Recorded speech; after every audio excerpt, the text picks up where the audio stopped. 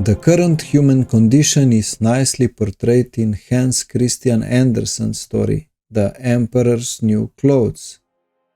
In the story, people's minds are controlled with fear.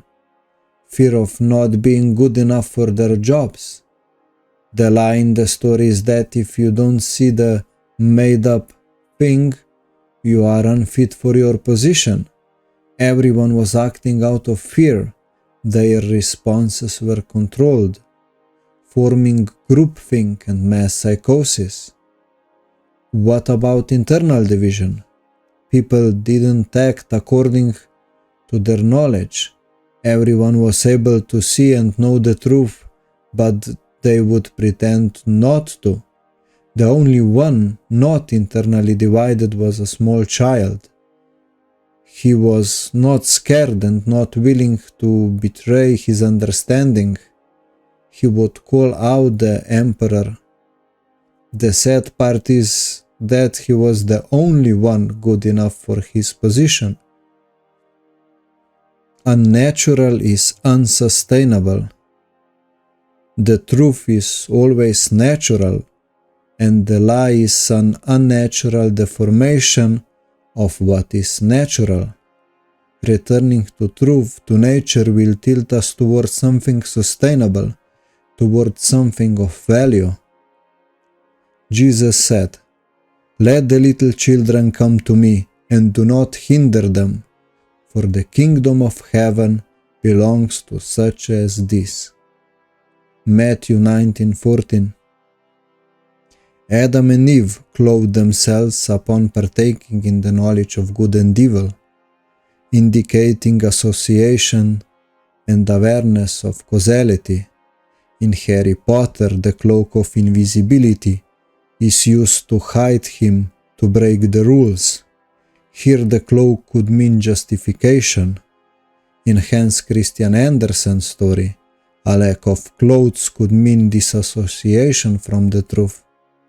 Clothes are often used as symbols to show allegiance to a group, to an idea, or even to the truth. The angel said to those who were standing before him, "Take off his filthy clothes." Then he said to Joshua, "See, I have taken away your sin, and I will put fine garments on you." Zechariah 3:4. Next. You do not get your own reality just as I don't get mine. In the classical understanding, there's a reality, a measure of truth for both me and you. Objective truth asserts that there is only one reality and one truth for all of us. If, contrary to this, we each have our own truth, consequentially having our own reality, communication becomes nearly impossible, because we would live in separate and isolated realities. How can we decide on a meaning of something if reality doesn't determine that meaning? If everyone holds their own truths, the only way to decide on a meaning is to impose our views on others, or have others impose theirs on us. There is no external arbiter if we each define our own reality and truth is relative. We remain locked in a battle of who will prevail. For us to participate as equals, there can only be one reality and one truth. In Serbian language, truth would translate to istina, which would mean that which is the same. Current understanding of reality is skewed by money. The system rewards obedience. Those willing to obey are rewarded. Since money is printed at the top, the quote-unquote power is distributed from the top. Modern soldiers wouldn't go to war without a paycheck reward. law enforcers wouldn't harass people if there was no paycheck reward. There will always be offers presented to us. However, the responsibility lies with the people to refuse that offers.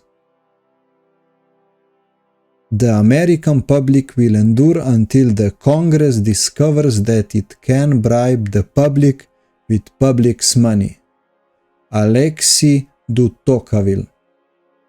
Now imagine the quality of philosophers, teachers, preachers and artists if they were driven by care rather than a paycheck reward. Teachers teach, leaders lead. Those who refuse to participate in dirty games get their money last, rendering their currency voting power practically non-existent. Beliefs are precisely what we need to change. Beliefs shape individuals, and individuals shape society. If people want a nice place to live, have quality food, receive adequate health care, and have useful tools, from clothes, computers to trucks, we should encourage more people to engage in building houses, growing food, supporting doctors that focus on patients instead of big pharma, and reward those who produce the best tools. Next. Imagine if politicians had to provide something and only ask for payment after a job well done, just like other honest people. They could only deliver things people actually want. And since there would be competition, the quality of their service would have to improve. Imagine law enforcers and soldiers who are training how not to say no to violence, attacking and harassing other people, learning how to do construction work. Even if they built like Amish do, we would end with less wars and more barns. Ask yourself how many people prefer wars over barns. Seriously, why can't we get more barns instead of wars? Majority of people have good intentions. And since everyone is teachable, the question is, are your intentions good enough? Does the truth and justice matter enough to you if you are mind-controlled, internally divided, and accidentally cheering for evil? Would you genuinely want to know about it and objectively reconsider your beliefs? The greatest conmen in history, those who pose the most danger to human race, are those who don't want you to recognize the game is a con. And the reason they don't want you to recognize the con is so you won't consider the possibility of opting out of the con. Lark and Rose, the most dangerous superstition. Asking the right question is the same as peeking behind the curtain where this con is. And if you are looking for a place to start, Lark and Rose's YouTube channel will help you do just that. Next. Teachers teach. Leaders lead. Many educators merely work to collect a paycheck at the end of the month. Consequently, students lose interest and motivation. Control through fear is losing its grip, and teachers are losing their authority. I heard of kids vaping, consuming tobacco, alcohol, and even weed in primary schools, turning off their brains by playing with smartphones. If teachers' motivation is not dissemination of knowledge as the most valuable thing, Why would students value it? Offering knowledge with real value is key. Adults can change and intentionally seek knowledge, but school kids, on the other hand, may not have the motivation to change. Teachers have to compete with social media, apps, entertainment, and the vast knowledge already available on internet. And since the internet is here to stay, the offer to children will have to improve.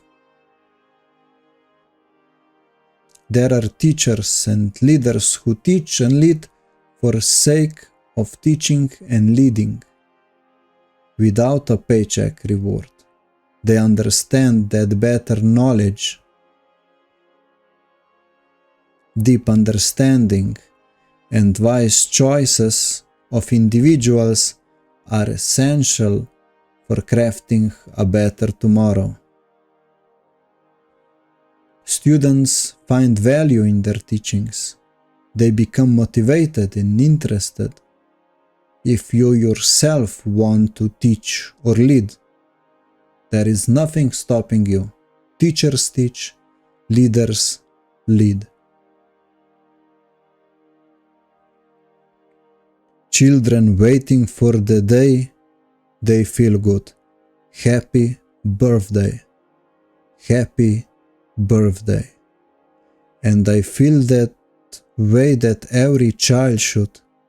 Sit and listen. Sit and listen. Went to school and I was very nervous. No one knew me. No one knew me. Hello, teacher. Tell me, what's my lesson? Look right through me. Look right through me. And I find it kind of funny. I find it kind of sad. The dreams in which I'm dying are the best I ever had. I find it hard to tell you. I find it hard to take. When people run in circles, it's a very, very mad world. Mad world. Next. The saying, "The enemy of my enemy is my friend," is incorrect. In the current war, which has been ongoing for 750 days, billions are invested in supporting enemy of my enemy. If 8 trackers are close, that would equate to 350 million a day. Invested funds for just one day out of 750 would educate millions of people.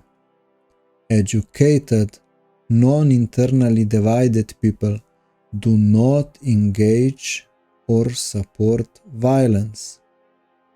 If there is no one who does, there are no wars.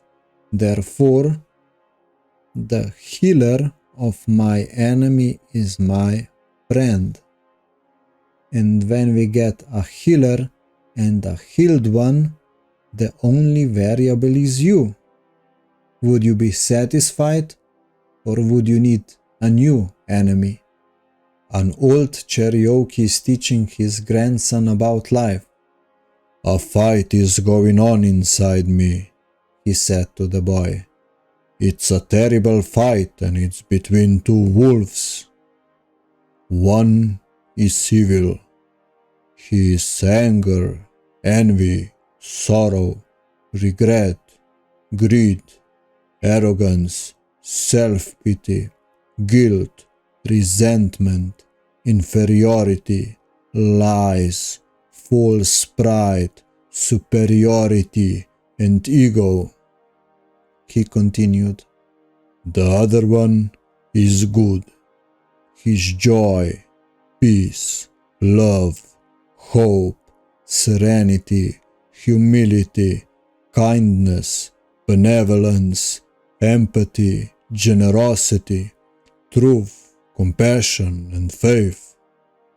The same fight is going on inside you and inside every other person too.